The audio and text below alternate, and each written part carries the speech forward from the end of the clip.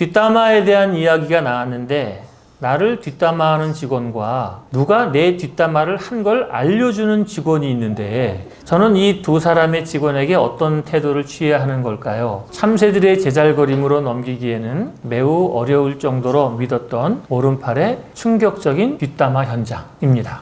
저는 이런 사건에 대해서 비교적 간명한 기준을 갖고 있어요. 그건 뭐냐? 사실은 무엇인가입니다. 기업의 홍보 전략을 하건 소비자들의 부정적인 댓글에 대응을 하건 무슨 일이 벌어지건 가장 중요한 게 사실은 무엇인가입니다. 두 번째 기준은 그것은 중요한 건가 중요하지 않은 건가입니다. 그러면은 사실이면서 중요한 것, 사실이면서 중요하지 않은 것, 사실이 아니면서 중요한 것, 사실도 아니고 중요하지도 않은 것으로 나눠지겠죠. 제일 문제가 되는 건 뭘까요? 사실이면서 중요한 것이겠죠. 그런 경우에는 규명으로 들어가야죠.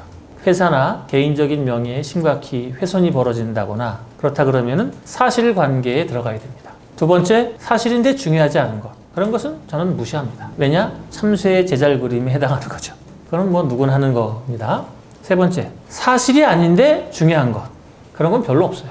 내수로 나누니까 나눠지는 거지 실제로는 존재하지 않습니다. 그럼 나머지 하나는 뭐죠? 사실도 아니고 중요하지도 않은 것. 그런 거는 중요하지 않은 거예요. 없애버리면 됩니다. 그럼 하나만 생각하면 되는 거예요. 사실이면서 중요한 것. 이 대목에서 우리가 의사결정을 할 때 아주 중요한 판단 기준을 가져야지 돼요. 그거는 뭐냐면은 핵심과 주변을 나누는 연습을 해야 됩니다. 핵심과 주변을 나누는 거. 예를 들면은 이래요. 어떤 사람이 아주 똑똑한데 자기 전공 분야도 너무 잘하는데 집안 청소도 너무 잘하고 글씨도 너무 예쁘게 쓰고 옷차림도 아주 깔끔하고 매너도 아주 좋고 뭐 하나 빠지는 게 없어. 그런 사람을 본 적이 있나요? 그런 사람은 존재할 수가 없어요. 사람의 정보 처리에 한계가 있기 때문에 중요한 것도 잘하고 중요하지 않은 것도 잘하고 뭐 모든 걸 다 잘한다라는 거는 현실적으로 불가능하거든요.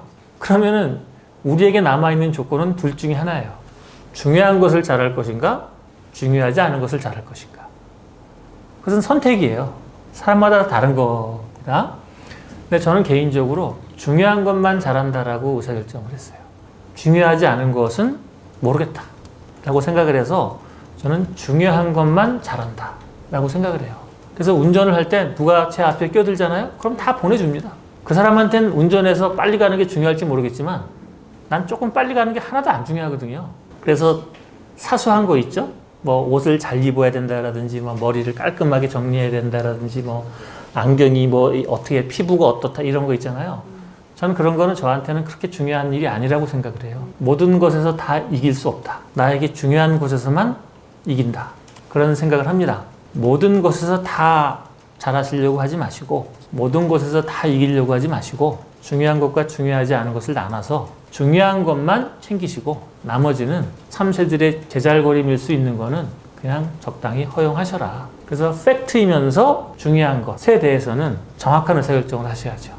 그러면 사실관계 증명이 필요한 거고 증명이 되면은 거기에 맞는 의사결정을 하셔야 될 거라고 생각합니다.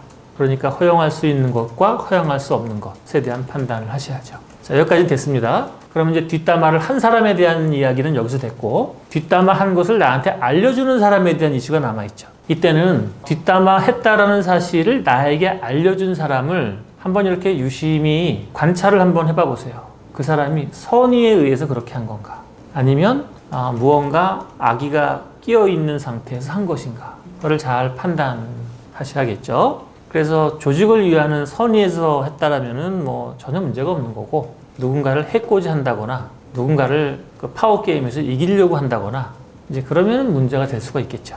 그런 조직 문화에 해가 되는 사람이라면 조금 과단성 있게 헤어지는 게 좋다라고 생각을 하고 그렇지 않다면은 그 상호 호혜적 관점으로 갈 수 있게 그렇게 하는 게 좋겠습니다. 그러려면은 사장님의 자기 기업에 대한 방향성이 좀 명확해야지 돼요.